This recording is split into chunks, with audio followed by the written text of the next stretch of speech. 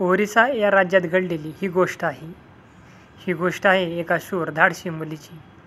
या मुलीचे नाव आहे फेलिसिटा, पण लोक तिला प्रेमाने फेली असे म्हणत. ओरिसा राज्यात खूप नद्या आहेत, सरोवरे आहेत. सरोवरे म्हणजे खूप मोठे तळे. अशा सरोवरातून पलीकडे जायचे तर नावेतून जावे लागते.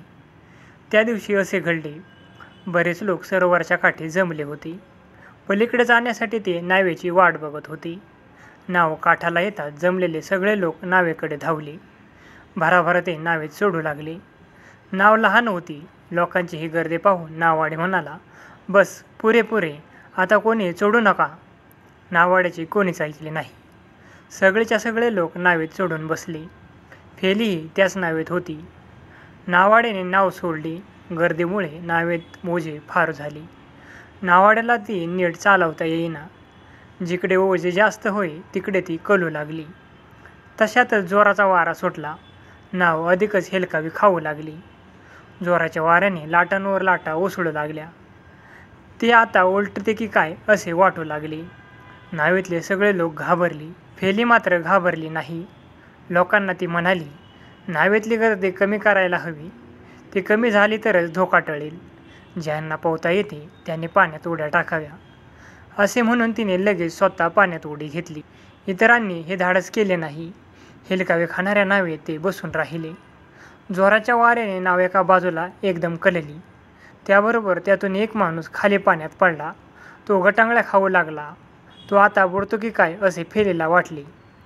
त्याला वाचवावे कसे हा तिला प्रश्न पडला. एवढ्यात लाकडाचा एक ओंडका जवळून वाहत चाललेला तिला दिसला. चपळाईने हात मारून तिने तो ओंडका पकडला. जलदीने पोहतो त्या माणसाकडे गेली. ओंडका तिने त्या माणसाच्या हाती दिला. ओंडक्याचा आधार घेताच त्याला धीर आला. त्याला धरून तो पाण्यात तरंगू लागला. एवढ्यात आणखी एक मुलगा नावेतून पाण्यात पडला. तोही गटांगळ्या खाताना तिला दिसला. झपाझप हात मारत फेली त्या मुलापाशी पोचली. तिने त्याला पकडले. आपल्या एका हाताचा आधार देऊन त्यालाही त्या ओंडक्याजवळ घेऊन आली.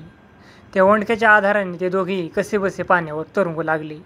त्यांना पोहता येत नव्हते हे तिच्या लक्षात आले. लोकांच्या मदतीची तिला गरज वाटली. सरोवराच्या काठाकडे तिने पाहिली. काही लोक तिथे उभे असलेले दिसले. त्यांची मदत घेण्यासाठी ती झपाझप हात मारत सरोवराच्या काठी आली.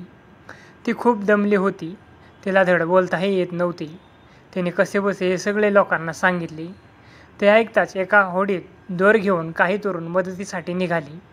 बघता बघता ही होडी त्या लाकडाच्या ओंडक्याजवळ आली. त्यांनी दोर ओंडक्याकडे फेकला. त्या दोघांनाही त्यांनी ओढून होडीत घेतली. फेलीमुळेच आपला जीव वाचला याचा त्या दोघांनाही फार आनंद झाला. फेलीच्या या धाडसाचे लोकांना फार कौतुक वाटले. तिच्या गावाच्या लोकांना तर फारच आनंद झाला. फेलीच्या या धाडसाची बातमी गावोगाव पसरली.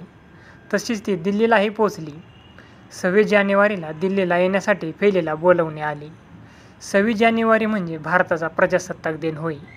या दिवशी दिल्लीत एक समारंभ केला जातो. या समारंभात दरवर्षी आपल्या देशातल्या अशा शूरधाडसी मुलांचा गौरव केला जातो. 26 जानेवारीच्या या समारंभात फेली दिल्लीला गेली. भारताच्या पंतप्रधानांनी फेलीची पाठ थोपटली. तिला पदक देऊन तिच्या धाडसाचे आणि शौर्याचे कौतुक केले.